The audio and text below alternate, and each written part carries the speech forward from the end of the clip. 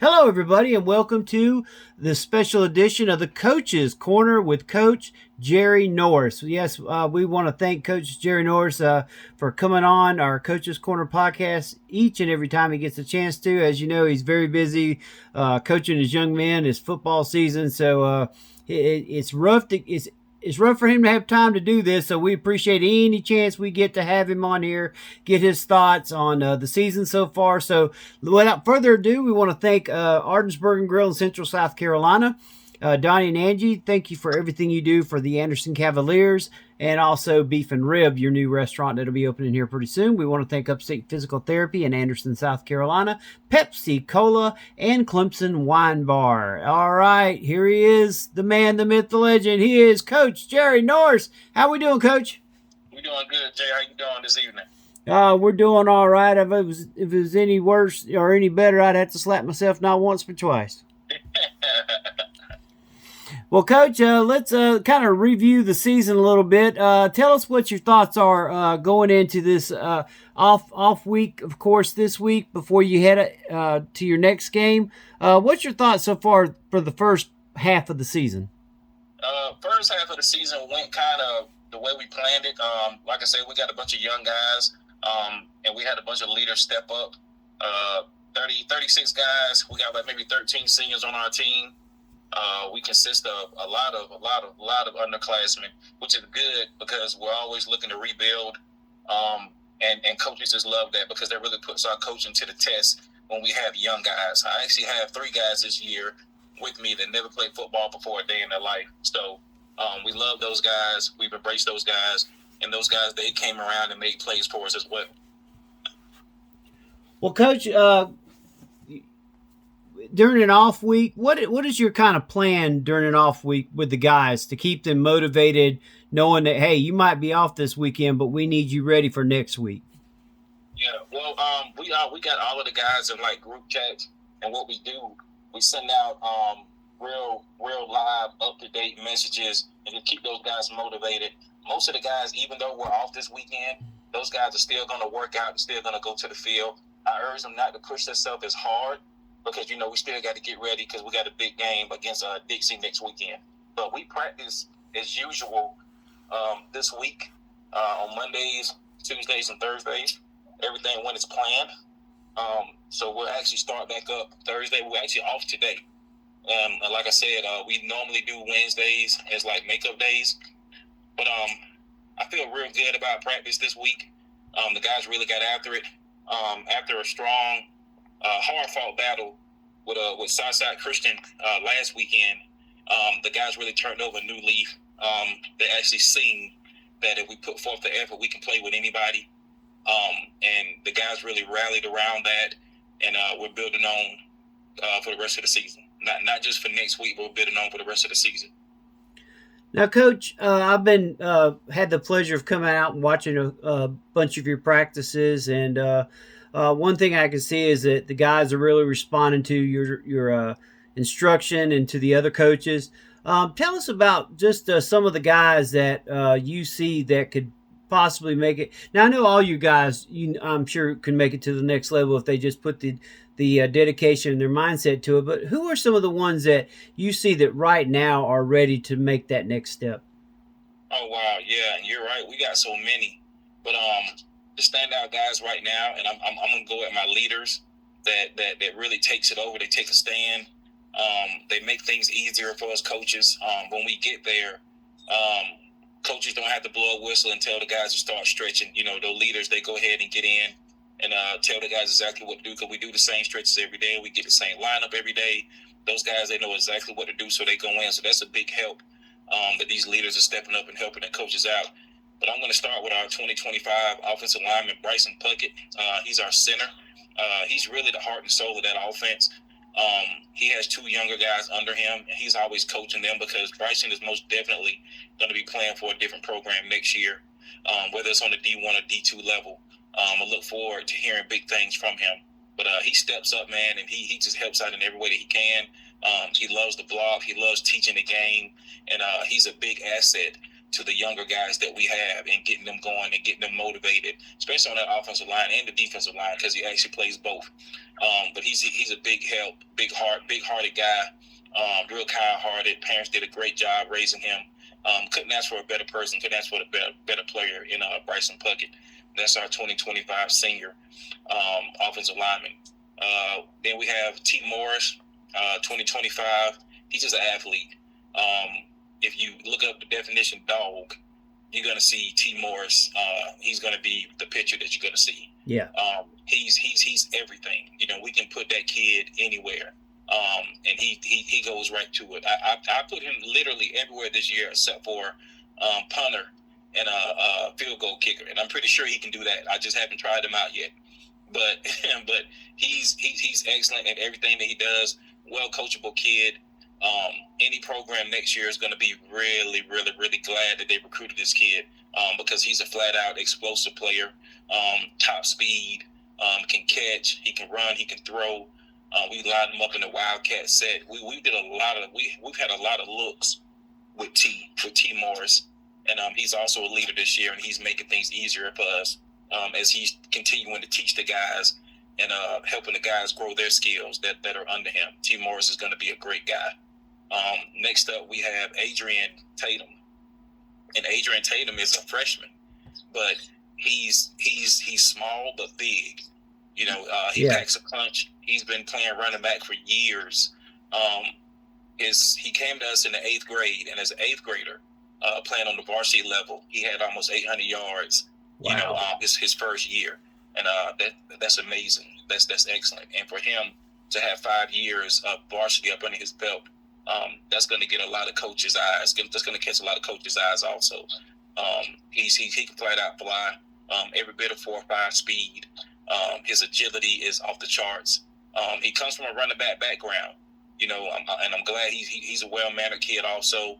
And that's what we try to grasp a hold on of these well-mannered kids. Parents did a great job raising these guys because the maturity that they have is what we need to help build a legacy in this Cavalier program.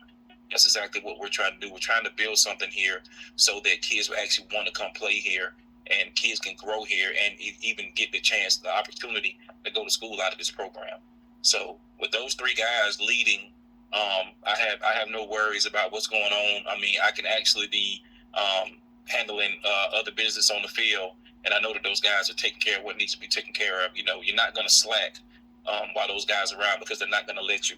When we first started, we had one goal, and that was to win the championship, and we're still set to make that happen. With the loss of Georgia Forest, it only knocked us down to 2nd place. We already have a playoff berth. We're in the middle of our season right now. We got a tough test coming up with Dixie. That's going to be a good one. Hopefully and that's also our homecoming. So that's going to be a statement game for us. The guys are going to be pumped up, and it's going to be a great game. We only got one conference game left, and that's against the SC Spartans. And then, of course, we got the task at hand at the end of the year against Raven Gap. That's going to be a challenge for everybody. But we don't run, we don't hide, we don't duck. If anybody wants to play us, we'll show up and we'll play. I teach my guys that they got the skill set to play with anybody. Yeah. And they know that. They know that they do. Well, Coach, I'm gonna go ahead and let you start thinking about it. I want to get your 12-team playoff as of right now. But I'll let you be thinking about that one. I'll go ahead and take you to another question. Okay. This team has got a lot of ability, and I think a lot of us that have been up and watched this team and how it handles its business, that they have a chance to be something special. But sometimes teams, when they feel like they are special, sometimes they just kind of lose their way. How do you keep your team grounded when sometimes every team goes to that point of we think we're too good, and then sometimes someone has to knock them off to bring them back to reality. Correct. So what I do, Jay, I always try to speak life into these guys. No matter what. You always got to speak life into them. You always got to let them know that we look at ourselves as the giant, or the giant slayer, whichever one comes first. That's true. I got a lot of humble guys on my team. I got a lot of guys that they really take part in everything that we do, and they listen to every coach, and that's really the key. The key is just to pay attention to us coaches and let us do our job and let us get you to where you need to be so that we can make things happen as a team, as a unit. Yeah. These guys, they rally around each other. I mean, when you see guys on our team get offers, you see guys tweet it out. There's no such thing as somebody saying, "Oh man, he got this offer and I didn't." You know, these guys are actually each other's biggest fan. Yeah. And I think that's what plays a big part in the morale that we have for each other. Yeah. And I think that's what helped boost us, because we go into every game with a game plan, and we try to execute to the best of our ability, and we try to win every single game. We don't go out, we don't lay down. And just last Friday night, we saw that these guys had fight in them. We were actually beating Southside Christian at one point, and we've never led that game. Out of the 3 years I've been here that we played them, we've never led that game. We've never made Southside Christian punt as many times as we made them punt. And that was really a morality win for us. Yeah. You know, because it was excellent. It was something for us to build off on. No heads were hung after that game.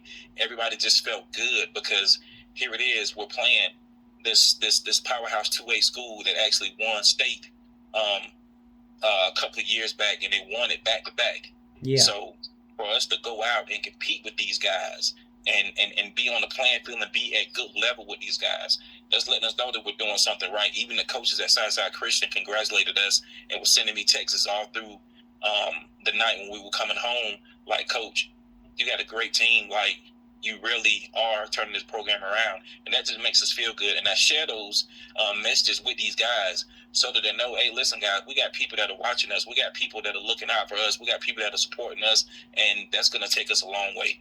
So when guys hear things like that, it boosts the morale of the coaching staff. It boosts the morale of the players, and it just puts us in a good headspace so that we can actually know what to do and what to prepare for, because this is what we want. We do this for the city of Anderson.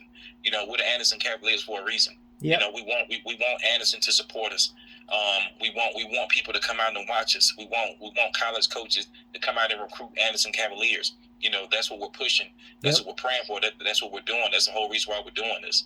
You know, so for those guys to come out and hear that and see that, and see these guys getting offers, and see the things that are going good for the program, and see that the talent that we have, that's the morale booster right there for these guys. And they don't take it lightly, and they take up for each other. And it's just a well family-oriented program, and we build that from day one with these guys. So that's how we get things going with us, and that's the major booster for us, is always speaking life into these guys, and just being not just a coach but a friend also. And I think that's what helps us out along the way. I agree with you, and I noticed, or I should say, I heard that you got a group of them going up to Wofford this weekend. Yes, sir. Yeah, that's going to be excellent. The coach had actually sent out a text to me and was asking for our prospect sheets. I was like, "Wow, Wofford want prospect sheets, so that's good." So now I know we're on the right plan, but I know we're on the right level. I know my guys are actually doing something right. Yeah. Because every college coach has huddle. All thing they have to do is pull up the kid's name, and the huddle pops up. So that's why I urge all of my kids: hey, listen, you need to get a huddle, get the huddle going, get everything going, get a Twitter going, and make sure that you're tagging every coach, tagging every school. Make sure you're doing everything you're supposed to be doing, and that's awesome. We got like 8 or 9 guys going up to Wofford, and I think that's going to be big for us. Oh, yeah. Well, Coach, before we go, we want to get your top 12 playoff contenders in CFP. We are through week 3, if you count week 0. So what's your thoughts on who you think you got as your 12 that are in the playoffs as of right now? I mean, we know it all could change at the end, but if you had to do your playoffs right now, who would it be? Oh man, that's and we only doing 12. Yeah, because that's the 12-team playoff. That's all they get in. So if you had to pick 12, who would it be? If I had to pick my 12 right now, But you know who I'm going for. No, for number one, I'm most definitely going for my Longhorns. We look good. Oh, mercy. You know, we look good, Jay. And I like what Sarkeesian has got going on over there.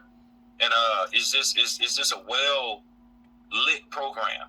And I know we can slip up at any given time, but I'm going to ride this while we're riding it. You know, I like the personnel. I like the play calling. Defense is flying around. So I most definitely got to go with Texas as number one. Number two, I got to go with Ohio State. Ohio State looks real good. And you can't sleep on Ohio State. They got great athletes over there, and they build time and time again. Yeah. Number three, I'm going to have to go with Alabama. And Alabama is always Alabama. Doesn't matter. It doesn't matter who's coaching. It doesn't matter what quarterback they have. They always find a way. And I think that's what drives that program, is that they always find a way. Yeah. You know, at the end of the day, Alabama could be in anybody's backyard, and then next thing you know, they're in the top four. Yeah. You know, so and that's just how it is. They're not a sleeper team. They're just that team that you can't sleep on. Yeah. You know, and number four, I'm gonna have to go with Tennessee. And I like their offense. I like their quarterback. They're really high powered. I like the way everything is going with them. Defense is playing good, and when your offense is playing good, your defense is going to play even better. Because you don't want to put up 20 points and then you can't stop a team from putting up 21. Yeah. You know. So the next one, number five, I'm going to go with Penn State. And Penn State is somewhat of my sleeper team because for some unknown reason, it is hard to win when you go to them. You know, Happy Valley, and I want to go there one day. I actually got an invite from one of the coaches, and I'm going to take him up on the invite because I just want to be in there and I just want to feel that atmosphere. Because when you see it on TV, I don't think it does any justice. Yeah. I think it's actually an elite program, and people need to, really, really, really watch out for that. Next one, I'm going to go with Georgia. And Georgia.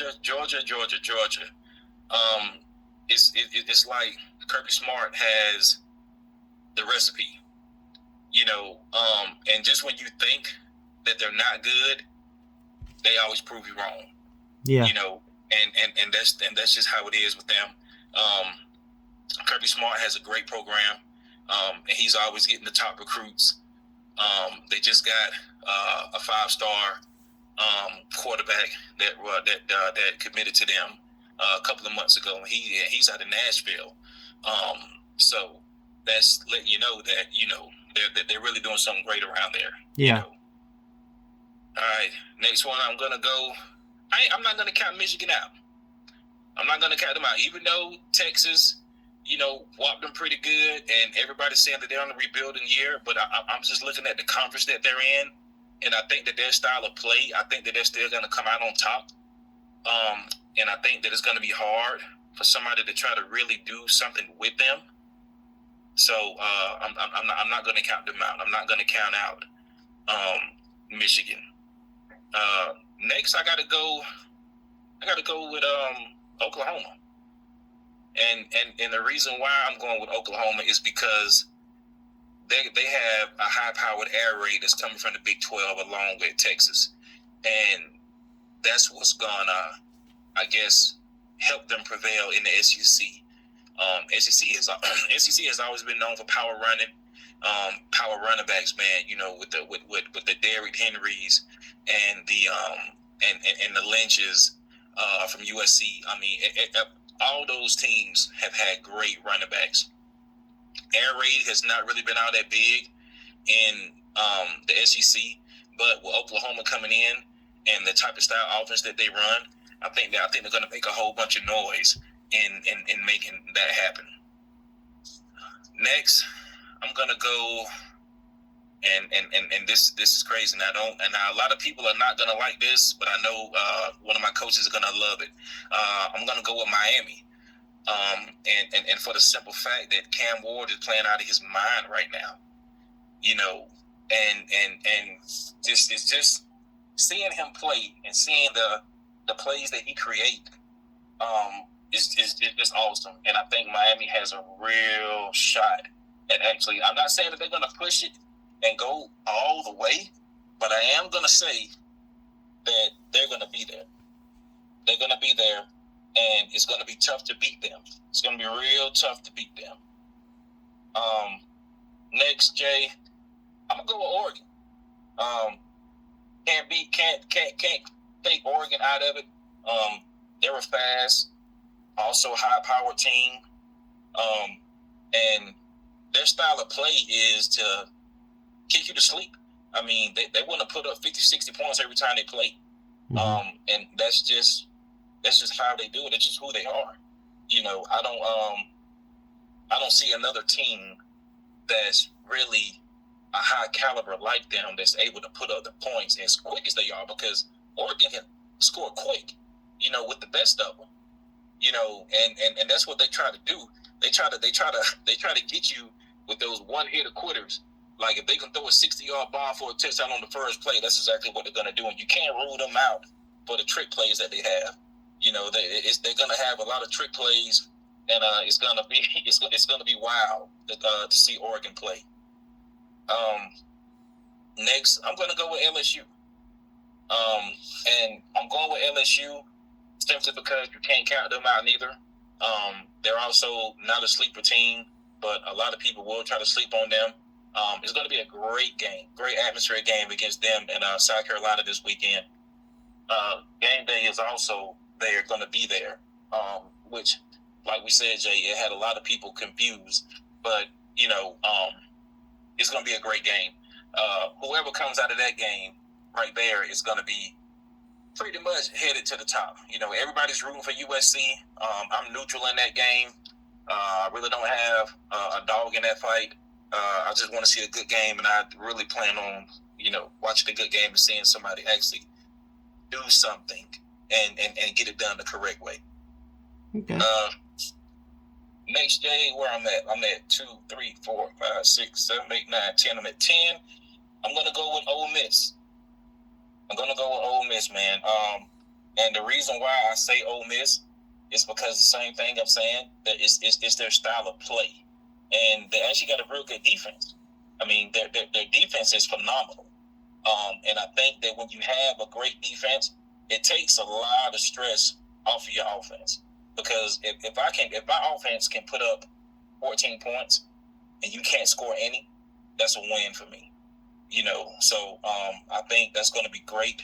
I think that Ole Miss has a great coaching staff, great team. They always have a good recruiting season, and I always see them going after defensive guys. I always see defensive guys committing to Ole Miss, and I think that's what they base their recruiting on, and they get it done the right way. They do have a couple of offensive players that go that way, but every time my phone goes off and it's on 3 sports, it's always a defensive player who's committing to Ole Miss. Now, I'm going to take my time with my last one, Jay, because it's got to be a group of 5. And actually, you've left out the Big 12. The Big 12's got to have a guy in there too. So you're going to have to get rid of somebody to make room for those two, because you got to have a Big 12 and then also a group of 5. So I gotta have a Big 12. Mm-hmm. There's several that's good for it. Yeah. Well, I'm gonna tell you, they've been talking about Colorado so bad that I want to put them in there because I love Coach Prime, but I don't see that happening this year. I don't see it happening this year because of how I don't know if it's the play calling or it's the lack of help. So I wanted to put Colorado in and out of the Big 12, but I decided against that, you know, especially with and I'm not going to say rumors because, you know, people watch the game. You know, when Colorado's on and Texas is not playing, I always tune in. I like to see what those guys are doing. Yeah. You know, But let's see. So what I'm going to do, I am going to remove Ole Miss, and I'm going to add Oklahoma State. Okay. I'm going to add Oklahoma State. So I just crossed that off my list. I crossed Ole Miss out, and I added Oklahoma State. Oklahoma State is that diehard tough team. When last year, the last year that Texas was in the Big 12, they pretty much gave us a run for our money. It's always a tight game when Texas plays Oklahoma State, Oklahoma, Texas Tech. Those teams, they can lose to everybody else, but when they play Texas, they're going to get up for us. So Oklahoma State is tough, super tough. So I'm going to take out Ole Miss, and I'm going to add Oklahoma State. Who else am I missing? Group of 5. Okay, so my group of 5 has to be is there any 5, or they got a specific conference? They have to be at least a top 20 team, and that's basically the biggest requirement. They got to be a top 20 team in order to qualify to be the 12th team in. And also, you got Notre Dame sitting out there too, but a lot of people have written them off after what they did last week. Yeah, and I was going to put them in my 5 because I like the coach, and Notre Dame is that team that can actually show you, better than they can tell you. I'm not going to write them off. I have wrote Colorado off, and shame on me for probably doing that, but I have wrote them off just for the simple fact that I have seen them play. And don't get me wrong, Notre Dame actually lost to a good Northern Illinois team. It wasn't like there was some slouches. Those guys came in with a game plan and they executed, just like nobody expected Appalachian State to beat Michigan that year. Yeah. They came in with a game plan and they executed. And it's any given Saturday, anything can happen. Yep. Notre Dame just got caught sleeping, so I'm gonna put Notre Dame in my 5. I'm not gonna rule them out yet. Okay. They may win the next 9-10 games. So it all depends because they're coming out of a tough conference. Also, didn't Notre Dame go? Are they in the ACC now? No, they're not in football. They're independent. They're one of the few independents left. Okay. So I'm writing that down. I'm putting Notre Dame in my 5. So I got Notre Dame in my 5. I got the USC Trojans in my 5. And I like the Trojans. They're also that team that can, surprise you. They're never the underdog. They've had so much success, and they have so many stars that have came out of that program to be an underdog. So I'm going to put Notre Dame, USC. Those are 2 that are in my 5. The third one that I'm going to go with Utah. And I go with Utah is because, I pay attention. I see things.